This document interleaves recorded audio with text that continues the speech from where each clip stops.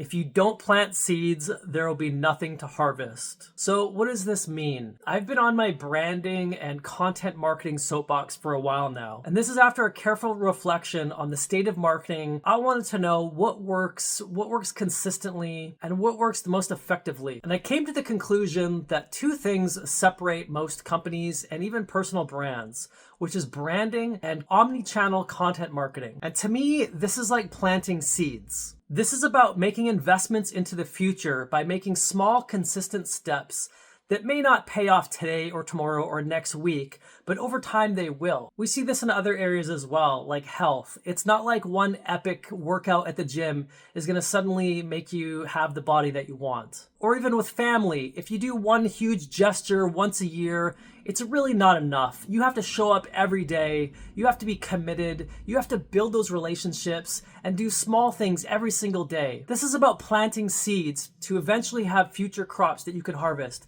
And oftentimes, that will be the very thing that carries you through the long winters. So what do I mean by this? I think sometimes paid media gets a lot of attention, especially bottom of funnel, where you're trying to, maximize the ROAS. But to me, this is like picking crops that have already grown. It might work for a while, but the problem is there's other pickers out there. After you and your competitors go after the low-hanging fruit, the people that are already in market and ready to buy, it's going to be more difficult and more expensive to reach these people on the outskirts. So what happens when your ROAS is in a steady state of decline and your CAC is eating up all your margin? I think branding and content marketing is a way to attract customers to you rather than having to rely on paid media, which is everything from paid ads to social media to blogs, websites, webinars, podcasts, video content, social media content.